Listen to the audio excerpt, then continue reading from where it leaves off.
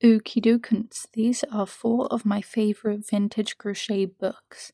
I use these all of the time and think they are so worth the investment. So, let's begin with number 1, which is my most frequently used one, Victorian Crochet by Weldon & Company. I have made a video about this one. It is an American publication which features authentic antique Victorian patterns as they were just rescanned. So it's basically a primary source, really.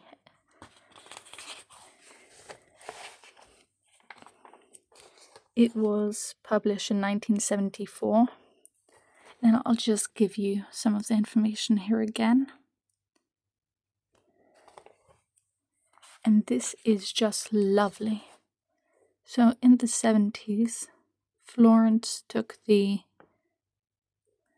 initiative and put all of the terminology, the translation of stitches from British to American, of course, and sizes, which I think is super duper lovely.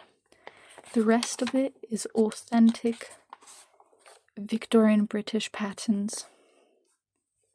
It's gorgeous for the history. It's authentic, it's indulgent, I think. It has everything you would need.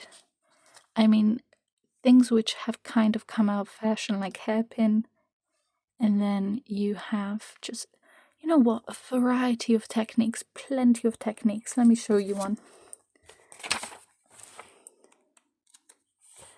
Let me find it. Okay.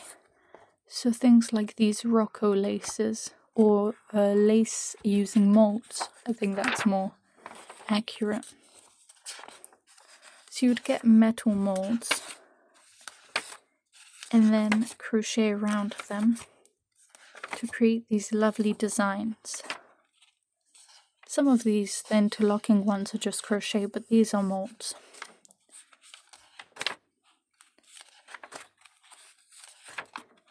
Such as these. And you would crochet around these and create lovely works of art.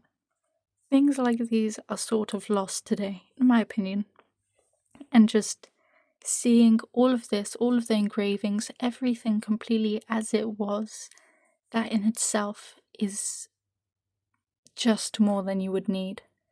And then every pattern is a different author, and there's people working behind it to make sure that it is perfect. They give little blurbs, and lots of them tell you exactly what hook they would like you to use, or which yarn, even the yarn company, the yarn brand. It's just got many specifications on which colors they want you to use as well. If they want cotton or wools, which are specific to the design, some of them are more generous, some of them are just, simpler. But no, it is extraordinary. There's so much history to be had here. But I didn't make a whole video on this, so I will leave that for now.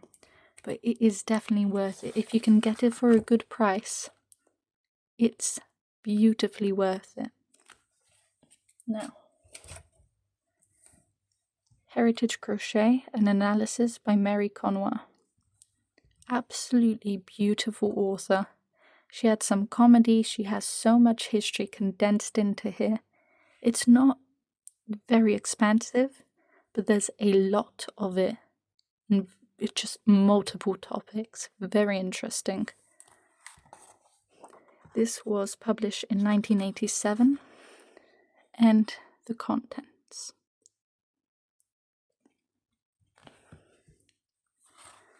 Now, I can't, flip through every page and tell you too much about it. You will have to buy it.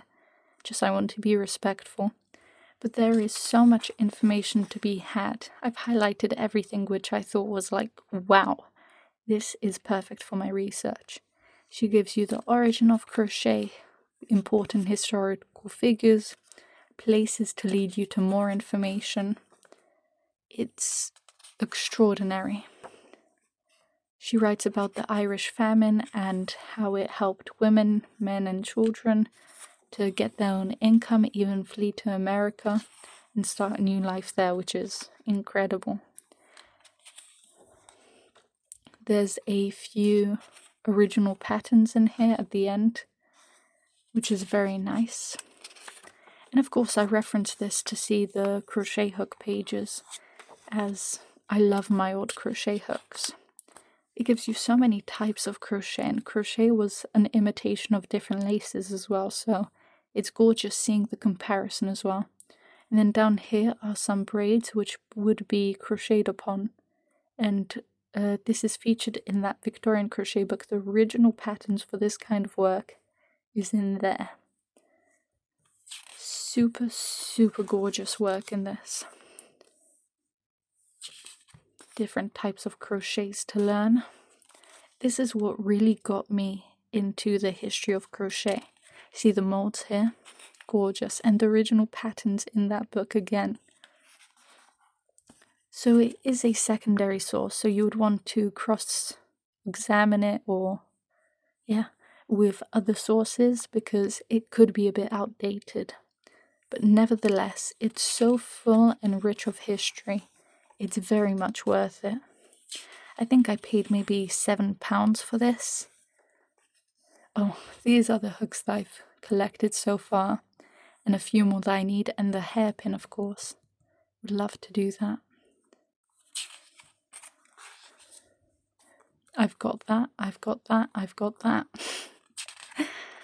And it's just got great stuff in here, really. You see this in modern patterns very often, the spider lace. So it's fun sort of learning about the history of it and just seeing that it is just proper heritage and history. I don't know, it's super fun. And filet crochet, obviously. I'm making one of these. This is an antique crochet lace sample book. I have these patterns, and then the pineapple lace somewhere else, and then a lot of this and more, the original patterns. I'm making one of these, like I'm slowly working on it, slowly but surely. So that's hopefully gonna be something one day. But no, there is great stuff. Published sources on information. Good leads here, I am telling you. This is in the... Let me show you.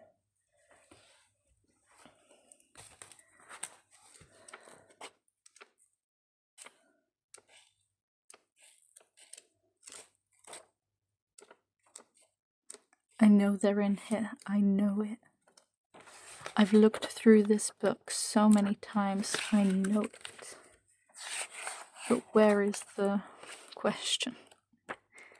Oh my god. This is Mary Conwa, and this is Vintage Crochet, the original patterns. And those are in here. That's in here. That's in... I've seen all of these in here, which is so fun to see. Fun to see it in a more modern book, and then seeing the actual antique patterns, how they would have been written out.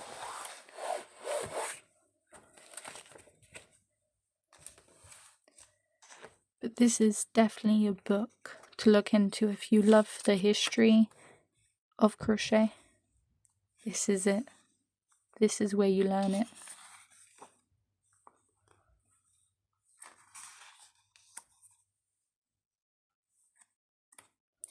Still the doily written the original way, which I think is super, super fun. And then just seeing what patterns were trending and were being published more. No, and then you've got a few old patterns in here. Okay, and I will just leave you with a few things to screenshot from here.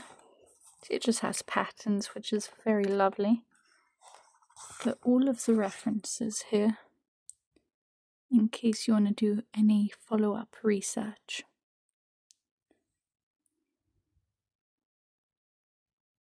Okie dokie.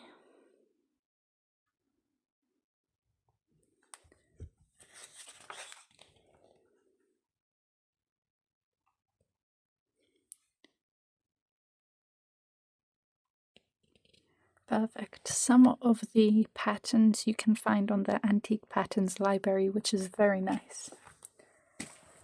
Lovely. And then lastly, we have the Crochet's Treasure Chest. 80 classic patterns for tablecloths, bedspreads, doilies, and edgings.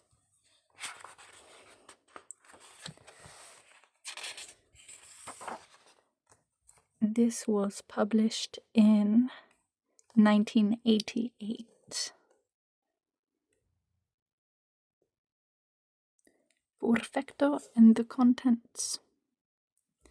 Now this one is just lovely patterns. That's quite a lot. Let me give you this page though. Okay. It is just a lovely pattern book, really. That's all this one is. But you know what? I'll give you this. This is quite a bit of writing, but it could be nice. Okay. They've got lovely doilies and placemats and stuff, which I really enjoy. It's very sophisticated and elegant in design. These are very 40s patterns. I've got some of the original booklets for these.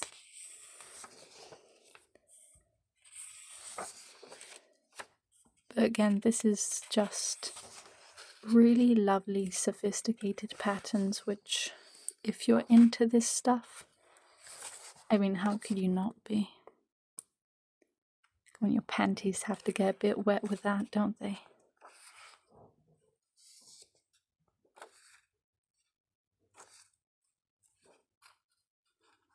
The dedication to make these bedspreads is crazy.